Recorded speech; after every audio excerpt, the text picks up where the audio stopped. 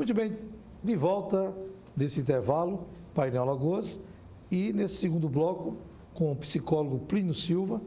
Ele tem uma experiência vasta e nesse momento de pandemia, isolamento social, Plínio, tivemos agora no primeiro bloco, né, você participou, mais ouvindo, com o empresário, né, o superintendente de alguns shoppings, e hoje o antigo Shopping Iguatemi. E a gente percebe a dificuldade desse retorno, né, a desconfiança, né, as pessoas estão inquietas, existe uma incerteza no ar, mas quem é Plínio Silva, suas especializações, e vamos começar no toque de caixa logo, falar sobre esse assunto chamado pandemia, Covid-19 e como é o comportamento, porque psicologia é estudar o comportamento humano e esse momento é um momento delicado. Plínio. Sou psicólogo, atuo na área clínica, né? Tenho especialização em terapia cognitiva comportamental e estou muito feliz de estar participando deste importante programa, né? Painel Alagoas também aqui, Deus. Né? E podendo também dar a minha contribuição neste importante programa. Plínio, a gente percebe que há uma inquietação na sociedade, os pais sofrendo, seus filhos ficaram isolados em condomínios. Quando uma casa é ampla, ainda dá, mas mesmo assim, o isolamento não foi feito para o homem. E imagine pessoas com casas pequenas, né, limitadas. Esse comportamento muda o conceito humano?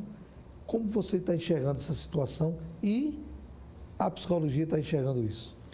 Não resta dúvida que a ansiedade ela faz parte da vida do ser humano, né, de uma maneira geral.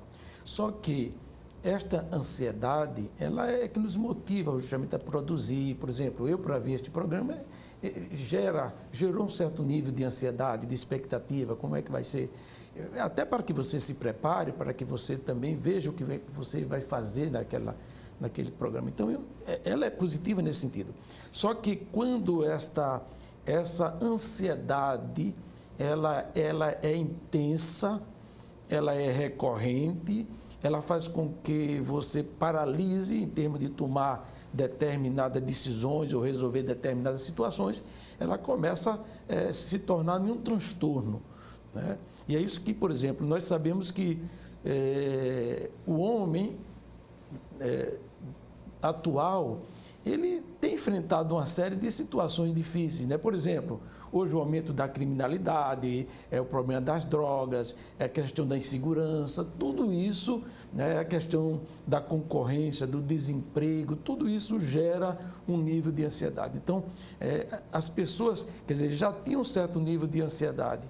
Com a pandemia, realmente, isso se agravou, né? Complicou, foi um complicador mais ainda, né? É tão tal que hoje nós podemos dizer, apesar desse período de flexibilização, né, que nós estamos entrando, né, atravessando, existem pessoas que estão em dois extremos. Uma pessoa que faz de conta que não existe nada, que não está nem aí para nada, não tem o menor cuidado, não tem o menor, né, cuidado de higiene, cuidado também na aproximação com o outro, e também tem aquele também que está tendo dificuldade de sair desse problema de quarentena para voltar à atividade normal, né? Então, nós temos que procurar conviver com tudo isso. Por exemplo, houve esse problema dessa pandemia, nessa questão desse vírus aí, que amanhã pode surgir um outro problema. Mas a vida continua, nós não podemos parar. Alguns ficaram desempregados, outros perderam seus entes queridos, né? Por exemplo, pai, mãe, cada idade a doença. Ela existe, é fato, e atinge muito as pessoas com mais fragilidade, a terceira idade. Mas, Plínio, como tratar o filho, o seu filho? Você que está me assistindo agora, você tem seu filho, sua filha, e depois desse isolamento, o comportamento dela ou dele mudou.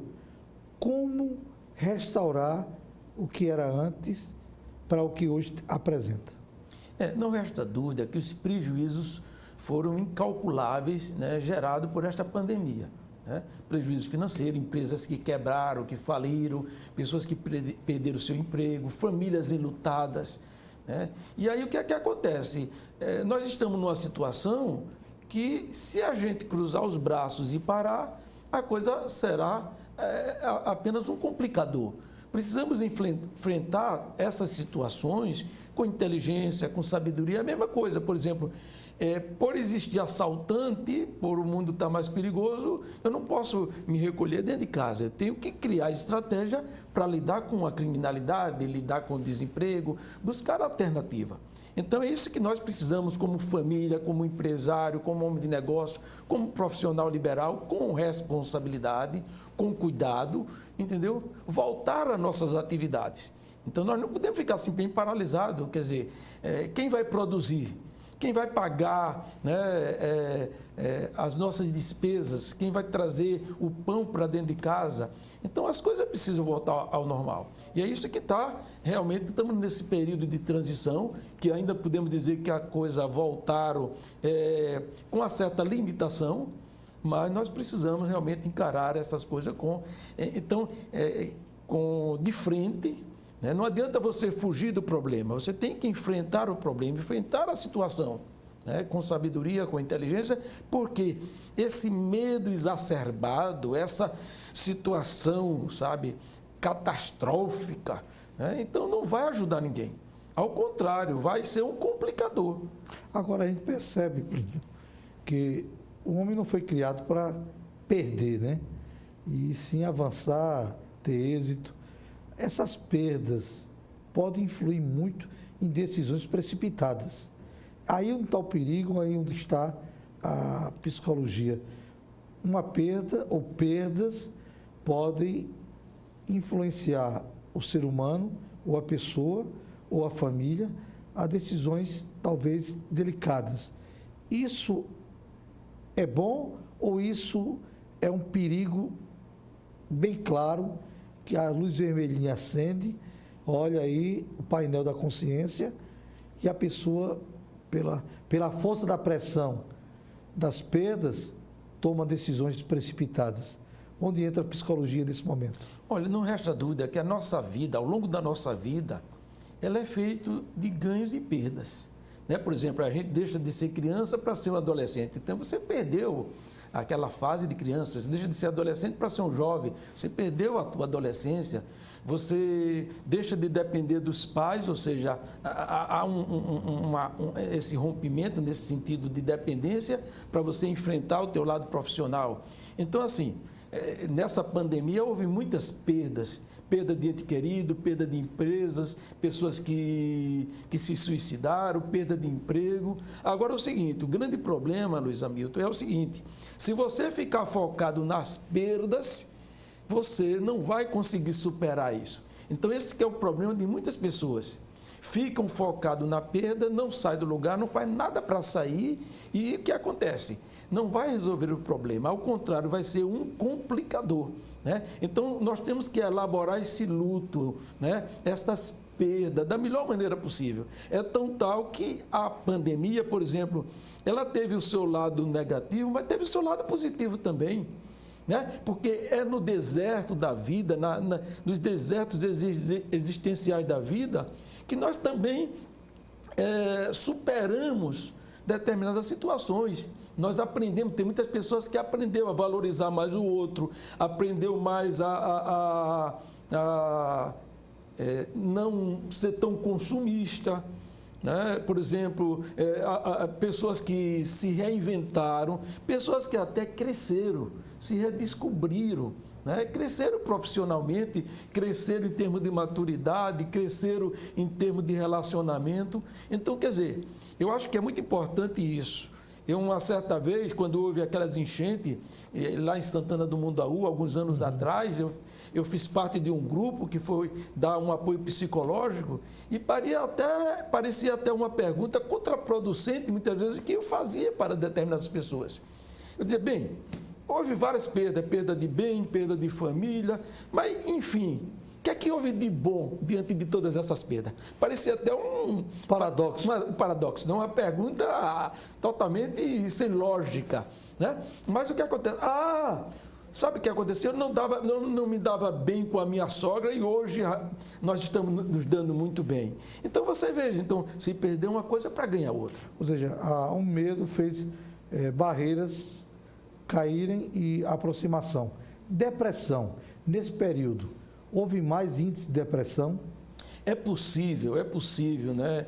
Hoje, para você ter ideia, segundo a OMS, mais de 9% das pessoas brasileiras sofrem algum tipo de transtorno de ansiedade, né? Então, é possível que, com a pandemia, os índices de ansiedade, como também de depressão, porque uma coisa, né, normalmente existe uma certa comorbidade, a depressão com a ansiedade, existe uma certa comorbidade. Por quê? Porque na hora que o teu medo paralisa, faz com que muitas vezes, por exemplo, no caso das fobias, pessoas riquíssimas que não deixam de usufruir de fazer uma viagem de avião porque tem medo de avião, né? Pessoas que têm medo de locais onde tem aglomerações, né? Então, realmente, tem pessoas que ficam paralisadas com essas situações, né? Então, é o seguinte, quer dizer, é possível que esse número ele tenha aumentado até, né? Mas eu acho o seguinte, que qual é a nossa mensagem, qual é o mais importante hoje nós passarmos para as pessoas que estão nos assistindo, é que elas precisam sair das quatro paredes. Ela precisa sair dessa inércia, ela precisa sair porque se ela continuar nas quatro paredes, se ela continuar nessa inércia, se ela continuar com esse medo exacerbado, não vai ajudá-la a superar essa situação. Você quer dizer que o medo pode ser a destruição do ser humano? Perfeitamente, né? Porque é o seguinte, o medo em si, a ansiedade e o medo em si, ela é benéfico para a nossa vida, mas num certo nível. Por exemplo, o medo, né? Quando o homem é dotado desse medo, por exemplo, nós estamos aqui agora, se chega um assaltante aqui agora, a gente vai sentir medo, aonde o nosso organismo vai ser preparado para uma resposta a esse medo. Né? Só que as pessoas que têm, né, um transtorno de ansiedade, né, ela tem uma ansiedade exacerbada, ela tem um medo exacerbado, ou seja, ela tem medo de uma situação imaginária. É como que nós estivéssemos aqui e eu estivesse morrendo de medo, porque eu estou imaginando que o assaltante vai chegar aqui para nos assaltar, sem ter nada que comprove isso. Entendeu? Então, a maioria das pessoas que tem esse nível de ansiedade exacerbado de maneira recorrente, de maneira ampliada, ela, por exemplo, é um medo imaginário. Entendeu? É um medo imaginário de uma situação que não aconteceu. Por exemplo, ela vai fazer uma viagem de avião e ela já começa achando... coloca na sua cabeça que o avião vai cair, entendeu? Que ela vai morrer. Gera um pânico, né? Então, justamente porque a ansiedade, ela tem várias facetas, né? Por exemplo, vem as fobias, né? Vem a ansiedade generalizada, vem o transtorno de estresse pós-traumático. Então, tem várias facetas da ansiedade, né? E cada uma vai ter um tratamento, né, específico para cada situação dessa. Plínio, as escolas todas fecharam e a saída foi via celular, notebook, que é interagir com os alunos. A gente percebe que não é o complemento total, que uma coisa presencial e uma coisa ser por celular. O que afeta, na visão da psicologia, a educação desse jovem, dessa criança? Não resta dúvida, né, que, por exemplo, esse ano realmente é uma situação muito atípica, realmente. Não resta dúvida que há um prejuízo significativo para os alunos, porque nem todo mundo tem um smartphone, nem todo mundo tem uma rede em casa né, uma rede estável para receber a informação, né? Então, são poucos que são privilegiados para ter isso. E mesmo assim, o contato, né? O homem não foi feito para viver isolado, nós dependemos um do outro, né? Nós precisamos dessa interação. É tão tal que se você pegar um ser humano, você pode dar alimentação, coloca ele dentro de quatro paredes, dê alimentação, dê tudo que ele precisa. E ele vai morrer. Ele não vai conseguir. Entendeu? É tão tal que você vê, durante esse período de pandemia, houve, por exemplo, separação de casais, briga, houve muita coisa que aconteceram nesse período. Né? O nível de estresse, imagina, por exemplo, tem pessoas que estavam nos seus palacetes, com empregado, comendo do bom e do melhor. Agora imagina a pessoa pobre que estava num cubículo, né? Num ambiente calorento, com telha de alumínio, entendeu? Com criança brigando uma com a outra, quer dizer, é um inferno uma situação dessa. Então, às vezes, quer dizer, o prejuízo talvez foi até maior do que se não houvesse isso. Agora, o que acontece é o seguinte, eu acho que nós precisamos voltar à normalidade. Sempre falo, observando os protocolos, com segurança, com responsabilidade. A TV mesmo aqui, mau cuidado, álcool gel. Perfeitamente, claro, as igrejas também, tudo isso. Então, eu acho que não adianta. Por exemplo, eu vi um comentário há poucos dias, disseram que nesse feriado de 7 de setembro, as praias estavam lotadas, os hotéis estavam lotados, aglomerações. Até um cidadão fez até uma ilustração. Vou aguardar 15 dias, se ninguém morrer, já vi que... Porque realmente todo mundo se expôs. Então, às vezes, você não poderia ir à igreja, porque ia se contaminar, mas as filas de banco estavam lotadas de gente, as filas para receber, às vezes, um Bolsa Família ou para receber uma cesta básica. Então, gente, não adianta. Né? Nós temos que aprender a conviver com as dificuldades. Entendeu? Então, eu acho que o empresário precisa voltar à sua atividade, o profissional liberal, até a escola também. Né? Por que não, no mínimo, quer dizer, diminuir, sei lá, se tem uma turma maior, transformar em 2 turmas, e manter os cuidados. Então, eu acho que nós precisamos voltar à normalidade. Então, nas suas considerações finais, hoje, dia 18 de setembro, iremos na reprise sábado e domingo, olhando para a sua Câmara, o que é que você diz para todos os macioenses e alagoanos nesse momento de alta ajuda, de incentivo e de acreditar no futuro? Perfeitamente. Eu acho o seguinte, que nós temos que focar em tudo isso que aconteceu, né, com um olhar positivo. Né? O que é que eu posso aprender desse período de pandemia, como empresário, como casal, como filho, como pai, como mulher, né? Como amigo, o que é que eu posso aprender? Né? E eu preciso realmente o seguinte, eu preciso sair dessa situação. Porque, por exemplo, tem muitas pessoas que estão tendo dificuldade de voltar à normalidade. Né? E é isso que eu falo, voltar à normalidade com responsabilidade. Né? Por exemplo, durante todo esse período de pandemia, eu não tinha empregado, não tinha ninguém para fazer, então eu tinha que ir num banco para fazer um pagamento, eu tinha que ir no supermercado para fazer uma compra, né? Eu tive que ir. E graças a Deus estou aqui sã e salvo, então com os devidos cuidados. Então é isso que é a minha mensagem para você, entendeu? Não adianta você ficar nas 4 paredes, não adianta você ficar com esse medo exacerbado, que isso não vai te ajudar, não vai levar você para lugar algum. E aí nós temos que vencer este momento com criatividade, com inovação, buscando alternativa, né? O que é que eu posso fazer diferente?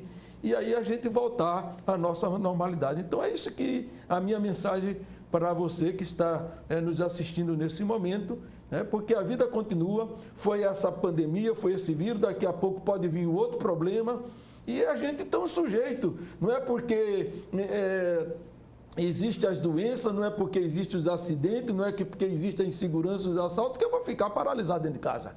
Eu tenho que tomar as devidas precauções, os devidos cuidados. Né? Por exemplo, há poucos dias foi um aniversário da minha irmã no Recife.